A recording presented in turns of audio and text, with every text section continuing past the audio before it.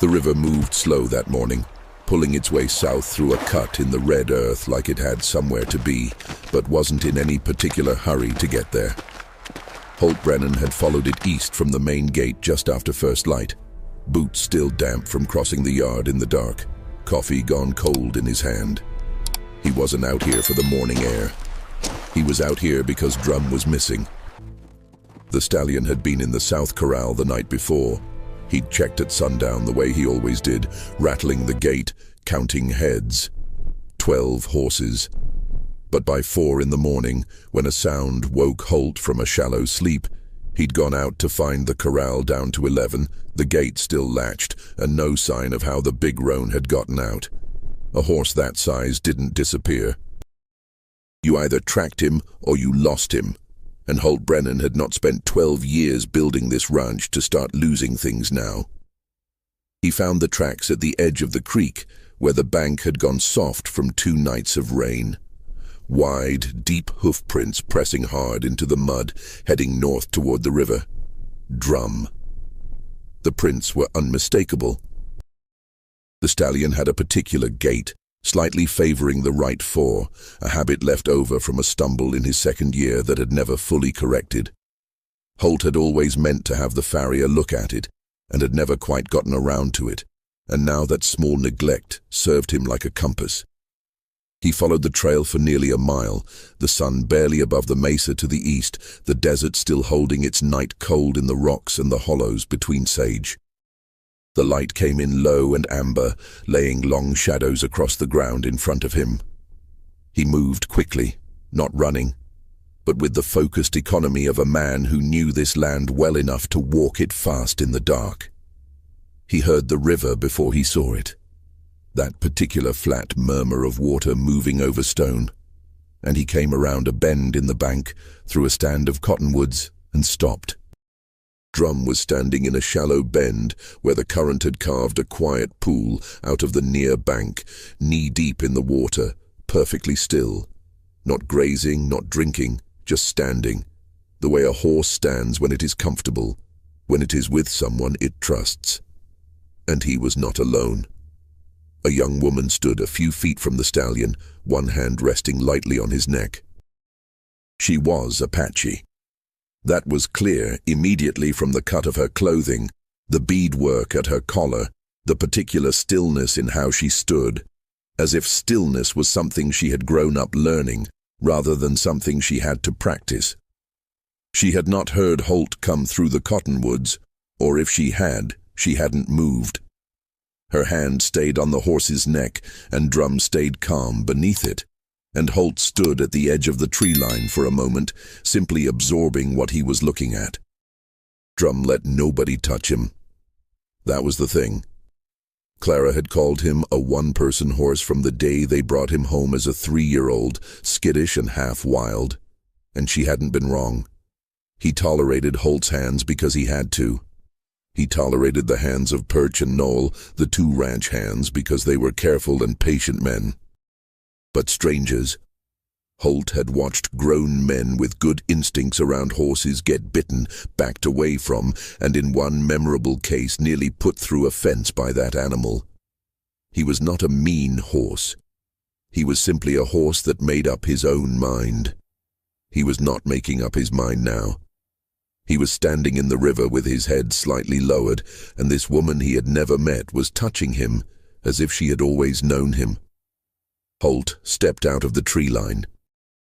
The woman's head turned at the first sound of his boot on gravel, quick, precise, the way a person turns when they have been listening for something without showing it. Her eyes found him immediately and stayed on him, dark and level, and giving nothing away. She was young, mid-20s maybe, with a face that was angular and watchful, and a gaze that had the particular quality of someone who was assessing the situation rather than reacting to it. She did not step back as he approached. She did not reach for anything. She simply waited, and in that waiting was a kind of composure that Holt found, in some way he couldn't immediately explain, deeply familiar. It was the composure of someone who had already weighed the worst that could happen and made their peace with it. There was a wrapped length of cloth around her left forearm. It was soaked through. Holt stopped a few yards from the water's edge. "That's my horse," he said. He kept his voice even. He was not accusing. He was establishing a fact. The woman didn't answer right away. She looked at him for a long moment, and then she looked at the horse, and then she looked back at Holt. And then she said something that stopped him where he stood as surely as if the ground had opened. She said, "I know. His name is Drum." Holt did not move. The river moved. The cottonwood leaves moved in a breath of morning wind. Drum exhaled slowly through his nose and shifted his weight. Nobody called that horse Drum. Holt had started calling him that privately, in his head, when the horse was young. And it had been Clara who turned it into a name. Clara who had a habit of naming everything. The storm patterns she tracked across the mesa, the particular juniper outside the kitchen window, the places along the creek where the light fell a certain way in late afternoon. She had started calling the stallion Drum because of the sound his hooves made on the hardpan when he ran. A low, carrying rhythm, like something beating from inside the earth. The name had stayed within the four walls of their life. It had never been written down. After Clara died, Holt had never heard it spoken by another human being. "How do you know that name?" he said. The woman's eyes moved to the wound on her arm, then back to him. It was not an evasion. It was a kind of negotiation, an acknowledgement that she had something he wanted, and she was going to need something first. "I need water," she said. "Clean water. And cloth if you have it." Holt looked at the arm. The cloth wrapped around it was not doing its job anymore. Whatever was underneath had been bleeding for a while. He pulled the bandana from his neck, clean that morning, which was fortunate, and stepped to the water's edge. She didn't move back as he waited in the few steps to reach her, which told him something. He had known people who flinched from every approach, and he had known people who stood their ground not because they weren't afraid, but because they had decided that fear wasn't worth showing. This woman was the second kind. He handed her the bandana without a word. She looked at it, then at him, then unwrapped the cloth from her arm with one hand, and let him see what was underneath. It was a knife wound. Clean-cut, not jagged, which meant it had been deliberate rather than accidental, deep enough to have bled badly. It needed pressure and wrapping, not stitches, but it needed it soon. "Come to the house," Holt said. She looked at him the way someone looks at an offer they weren't expecting and aren't sure they trust. "I know you have no reason to take my word for anything," he said. "But your arm needs looking after, and Drum will walk calmer if I lead him, and he can see you're with me." He paused. "That horse doesn't trust easily. He trusted you. That counts for something." She held his gaze for another moment. Then she said, "Your wife used to leave things at the flat rock, by the south fork of the creek." Holt went very still. "Dried venison," the woman said, "wrapped in cloth, medicine sometimes, roots wrapped in oilskin." She watched him process this. "She left them for 2 winters. My grandmother found them first. She did not know who left them. Then one winter she came at dawn to leave something in return, and she saw your wife. From a distance." The woman's voice was measured, careful, carrying the information like water in cupped hands. "Your wife saw her too. Neither of them spoke. But your wife nodded. And the next time she left food, there was a small bead tied to the cloth. My grandmother kept it." Clara. Holt thought about Clara the way he thought about her every morning. With a dull ache that he had learned to function around, the way you function around a tooth that needs to be pulled, getting used to working with the pain rather than fixing it because fixing it meant sitting with the loss in a way he wasn't ready for. He had not known she left things at that rock. He had not known any of it. It was entirely like her, The small, private act of generosity, the patience of it, the refusal to make a thing of it. That was Clara in everything she did. "She died 3 years ago," he said. "I know," the woman said quietly. "My grandmother said the things stopped coming. She understood. If you're listening to this and you feel it in your chest, that particular weight of a story that has already cost someone something real, go ahead and subscribe to the channel. These are the stories that matter because they happened to people who loved what they built and chose how to stand when the world pushed back.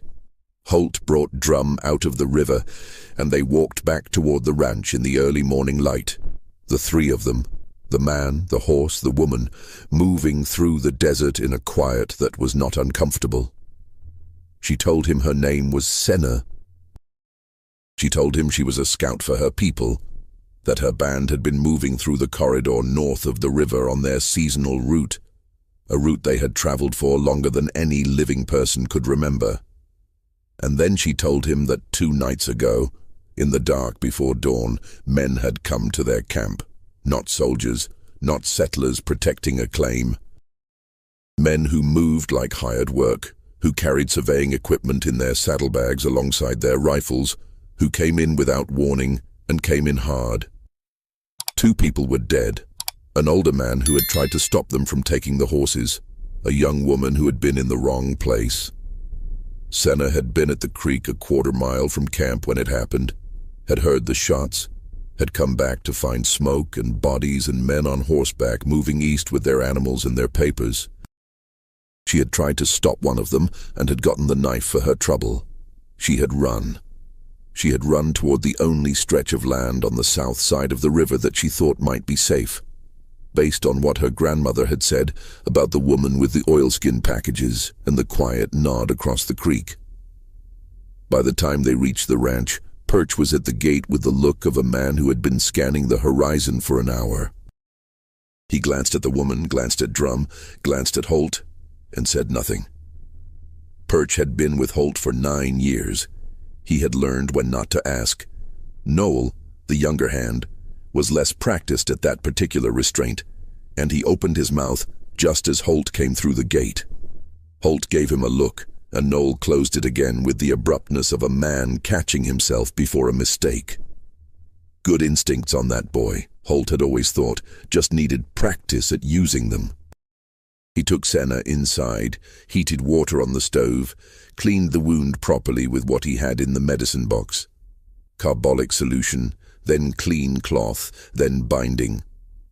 She sat on the edge of the table and held her arm steady and did not make a sound, watching his hands with the focused attention of someone who was learning a technique for the next time they needed it. "The men who came," Holt said while he worked. "Do you know who sent them?" "I saw one of them before," she said. "In the town to the south. He works for a man named Crane." Holt tied off the last piece of cloth and sat back. "Dobe Crane." Her eyes sharpened. "You know him?" "I know of him." Holt looked at his hands, then out the window at the yard where Perch had taken Drum to the water trough. "He came out here 8 months ago. Land agent," he said, "representing investors back east." He paused. "He made me an offer on this place twice. Both times I said no. Both times he was very polite about it." He looked at Senna. "The polite ones always worry me more than the ones who get loud." She reached into the fold of her clothing and produced something that she set on the table between them. It was a rolled piece of paper, water-stained at one edge, but intact. She unrolled it carefully. It was a survey map, hand-drawn, covering a stretch of territory that Holt immediately recognized. The river valley, the canyon lands north of it, the creek system, and the grazing land on both sides. His land was marked on it. So was the Apache corridor to the north. And along both, in red ink, were lines that indicated proposed routes. Rail lines he understood immediately, because he had seen maps like this before, years ago in Tennessee before everything changed. "I took it from his saddlebag," Senna said. when his men came into the camp. Holt stared at the map. The red lines ran directly through his property, through the Apache corridor, through 3 other small ranches he recognized by their position relative to the creek. The route had been surveyed. This was not preliminary. This was decided. Someone had already decided that this land was available, and Dobe Crane had been sent to make it so. "He knew you'd say no," Senna said quietly. "He came to our camp because we also said no." The silence in the cabin was very full. Holt rolled the map carefully and set it beside him. His mind was already moving through the arithmetic of it. What this meant, what options it created, what options it closed. He was not a man who panicked, not because he was especially brave, but because panic had never once solved a single practical problem in his experience, and he was a practical man. "Is your family safe?" he asked. Senna looked at him for a moment before answering, and in that moment he understood that the question had surprised her.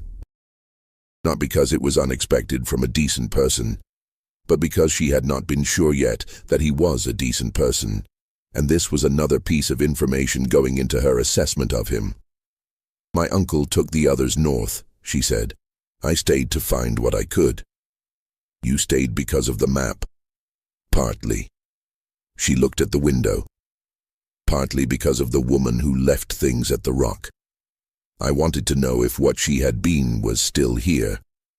Holt thought about that.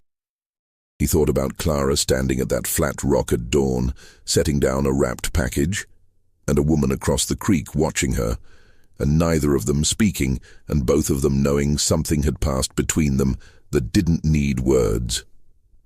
He thought about the 12 years he had spent building this place with Clara, and the 3 years he had spent tending it without her, and the question of what it was all for that had been sitting in the back of his mind every morning since. "It's still here," he said. They had until mid-morning before the riders came. Holt had expected it. Crane's men would have tracked Senna eventually, and the river bend was the obvious direction she had run. He was in the yard splitting fence posts when he heard them coming, 3 riders at a walk, the studied casualness of men trying not to look like they're looking for anything. The one in front had a pale, forgettable face and a new hat that sat too square on his head.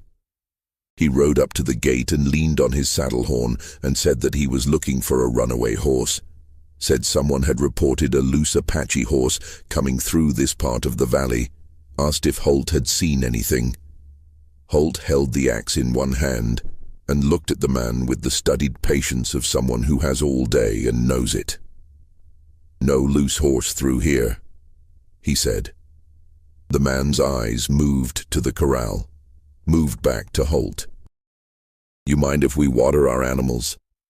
"Trough's out back," Holt said. "Perch'll show you." He kept his eyes on the riders while Perch led their horses to the trough, and his eyes didn't move from them while they watered up, and they felt those eyes on them the whole time. Men who are doing something they know is wrong do not enjoy being watched. They left in under 10 minutes, riding west at the same studied walk, and Holt stood at the fence until they were out of sight, and then stood there a little longer just to be sure. Senna came out from the back of the barn where she'd been waiting. She had moved there herself when she heard the riders coming, without being told, which was another thing that told him something about how she thought. "They'll come back," she said. "At night," Holt said. "Or they'll get more men and come back in the morning." He looked east toward town. "Either way, we need to get to Aldous Pen before they do." She looked at him. "The sheriff. He's one of the only men in this valley I'd trust with that map." He looked at her. "It's a half-day ride. It's not going to be comfortable. People in town will look." "People look at me everywhere," Senna said with a directness that carried neither bitterness nor complaint. Just the flat statement of a fact she had long since stopped being surprised by. "Then we leave in an hour," Holt said. "I want to get there before dark." If this story has got you leaning forward, go ahead and hit that like button and subscribe to the channel. There are more stories from this territory coming, and you won't want to miss them. The ride to town was 4 hours through country that alternated between open plain and broken canyon, and they did it mostly in silence, which suited both of them. Holt rode Drum, who moved with his usual steady authority, and Senna rode the grey mare that Holt had pointed to without ceremony and said was solid because she was. They talked in the stretches where the trail widened and allowed for it. Holt asked about her grandmother, and she told him about the old woman, 70 years old and still sharper in her reading of the land than anyone Senna had ever known. A woman who could tell you what the sky was going to do 3 days out, just from the way the light moved in the afternoon. Senna had grown up learning from her the way some people grow up learning a trade, absorbing it through constant proximity rather than formal instruction. It was her grandmother who had decided years ago to leave things at the flat rock in return for what Clara left: dried herbs, strips of woven cloth. Once, a small carved figure of a deer. "She never told me about your wife by name," Senna said. "She just called her the woman with kind hands, because that was what she saw, even from a distance. She said a person who is kind to the land and kind to animals is usually kind to people too, that it runs through a person the same way." Holt was quiet for a moment. "Clara would have liked your grandmother," he said finally. "She would have liked you too," Senna said. "My grandmother. She is hard to impress. You haven't embarrassed yourself today." It was said with the faintest edge of dry humor, and Holt found himself unexpectedly almost smiling. The town of Garrosh was not large, but it had the permanence of a place that had decided to stay, 3 streets wide and 4 streets deep, with a water tower and a bank and a dry goods store that doubled as a post office. The sheriff's office sat at the far end of the main street, which meant that riding in, Holt and Senna had to cover the full length of it. Every person on that street turned to look. Some turned away. Some didn't. Holt kept his horse at a walk and looked straight ahead. Senna did the same. She had the quality, he had noticed, of making herself very composed when she was being watched. Not stiff, not performing anything, just fully present and fully contained, leaving no gap for anyone to push something into. A man outside the saloon said something that Holt chose not to hear. He rode past. Sheriff Aldous Penn was behind his desk when they came in, a lean man in his late 40s with reading glasses pushed up on his head and the particular weariness of a lawman who had been in honest service long enough to have made a lot of enemies. He looked at Holt. He looked at Senna. He looked at the map that Holt set on the desk in front of him. He looked at the map for a very long time. "Where did this come from?"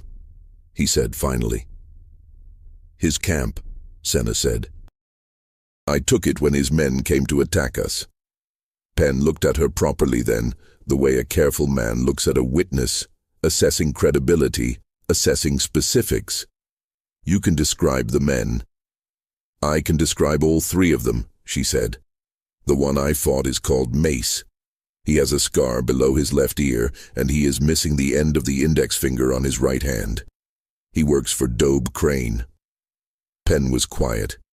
He picked up the map and studied it, then set it down. "Crane's been in this town 4 months, got friends at the county seat, got friends further up than that, I think." He looked at Holt. "You know what you're doing, bringing this to me." "I know he's been sending men onto private land," Holt said. "I know 2 people are dead. I know this map shows a rail route that's already been decided on across land that nobody has sold." He leaned slightly forward. "I've known you 11 years, Aldous. You're not going to pretend you didn't see this." Penn looked at him for a long moment. Then he looked at Senna. "The people who were killed in the camp. Their names." Something shifted in Senna's face.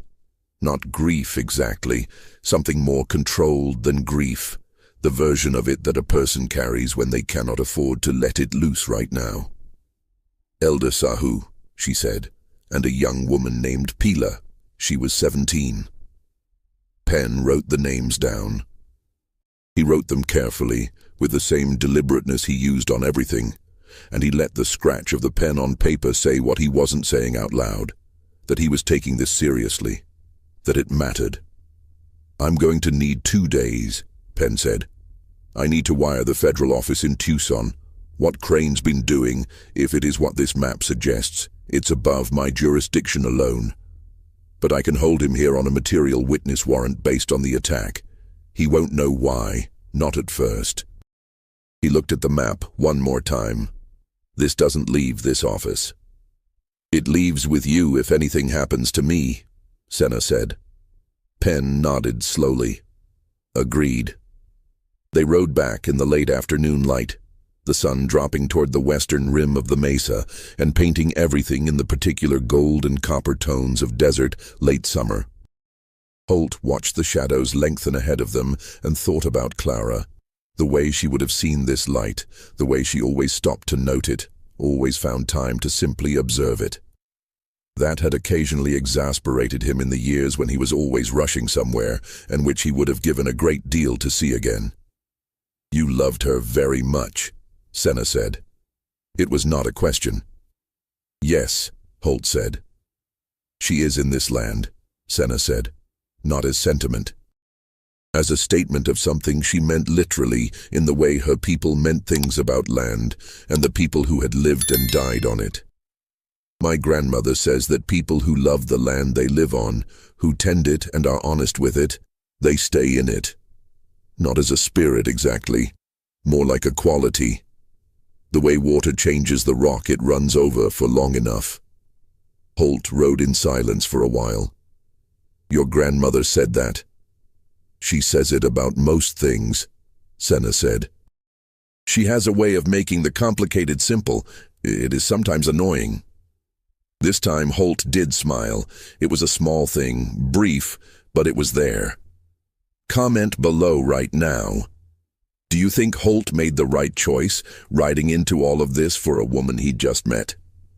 We want to know where you would have drawn the line.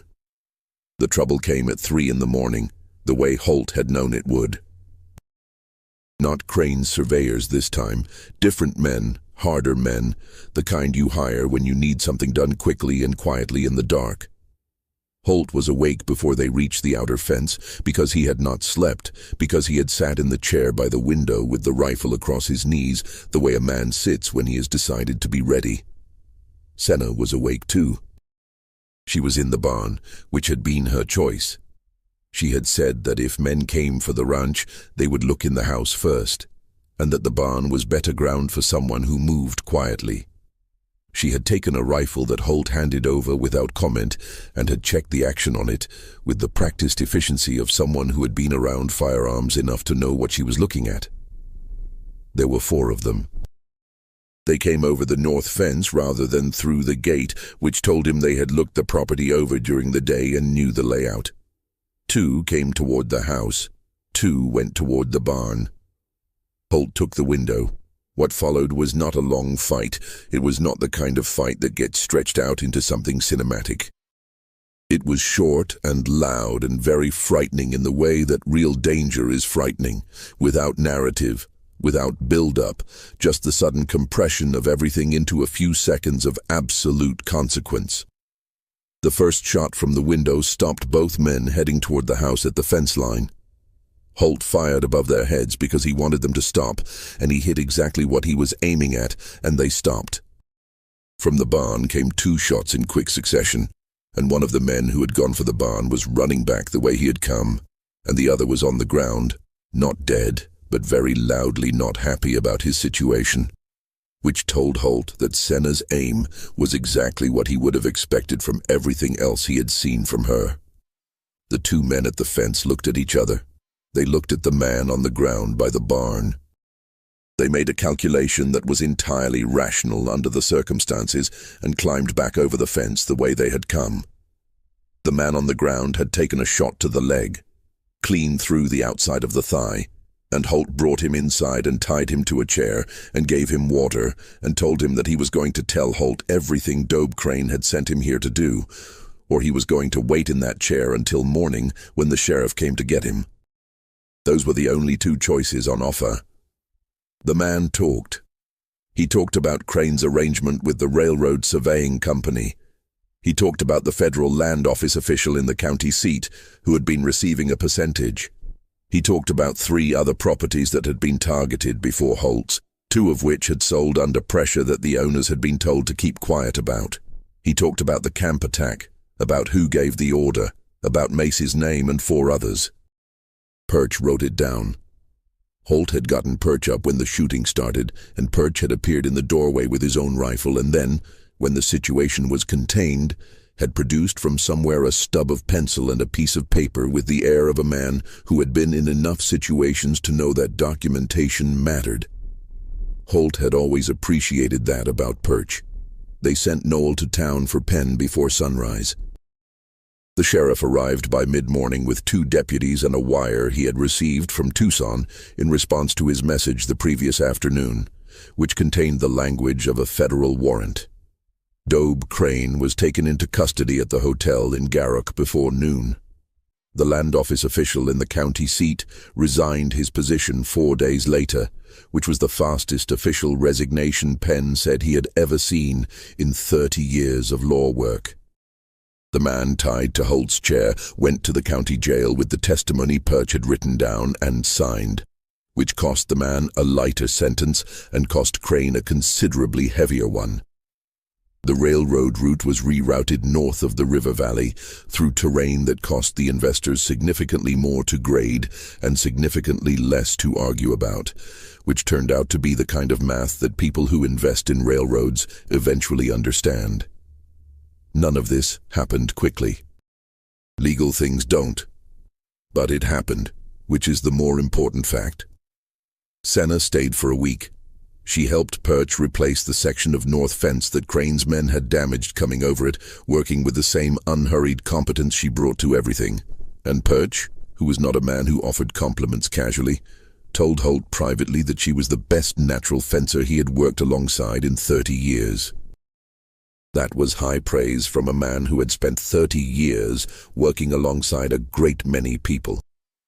On the 7th morning, her uncle appeared at the East Ridge with 6 riders, and she came to the gate to tell Holt she was going. "My grandmother will want to know," she said, "about all of this. Tell her." Holt stopped. He thought about what he wanted to say and whether he had the words for it. He was not a man who managed sentiment with ease. Clara had always been better at it than he was. "Tell her thank you," he said, "for what she started at that rock." Senna looked at him. She reached into the fold of her clothing and took out something small, a bead, single, on a short length of cord. She set it on the top of the fence post between them. "My grandmother kept the one your wife tied to the cloth," she said. "She has kept it for 3 years. She wanted you to have it back." Holt picked it up. It was small, blue, worn smooth. He had not known Clara had put it there. He had not known any of it. He held the bead in his palm and felt the weight of it, which was not the weight of the bead itself, but the weight of everything it had accumulated in the years since it had been tied to a piece of cloth at dawn by a woman he loved. "When our people come through next summer," Senna said, "my grandmother would like to sit by the south fork of the creek. She has wanted to see the place close for a long time." "The gate will be open," Holt said. Senna looked at him for a moment with that careful, precise attention he had come to know over the week. Then she nodded once. Not a small nod, not a casual one, but the kind that means something has been agreed on between 2 people who both mean what they say. She turned and rode up the slope toward the ridge where her uncle and the others waited, and Holt watched until the group moved over the ridge and the desert morning closed behind them. He stood at the gate for a while after. The sun was coming up properly now, the light losing its early color and settling into the clear white heat of a working day. Out in the North Corral, Drum was at the fence, watching east the way he had watched east every morning that week, which was something Holt had noticed and was choosing to read as he saw fit. He opened his hand and looked at the bead one more time. Then he walked to the house and set it on the windowsill above the kitchen sink, where the morning light hit it directly, where he would see it every day. He poured himself a cup of coffee. He went out to the yard. There was fence to fix and cattle to move and a full day's work waiting with the particular patience of work that doesn't care what else has been happening. He went to it the way he went to everything, steadily, with attention, without hurrying past what was in front of him. The land spread out around him in every direction, quiet and enormous under the growing sun, and for the first time in 3 years it felt like his in a way it hadn't, not his alone, but his in the way that things belong to the people who understand them and care for them and choose to stay. Clara had built that understanding into this place long before he had known she was doing it. She had left it behind like everything else she left, quietly, without announcement, in small gestures that only revealed their full size later. He thought about what Senna had said, that people who love the land they live on, who tend it and are honest with it, they stay in it, like water changing rock. He thought about a blue bead on a windowsill catching morning light. He went back to work. If this story stayed with you, if something in it landed where it was meant to, leave a like, subscribe to the channel, and tell us in the comments. What would you have done with that map? Would you have ridden to town or kept your head down and hoped the trouble passed you by? We want to hear from you, too. And we will be back with another story from the frontier. Because out here, the land holds every story that was ever lived on it, and there are more of them than you can count.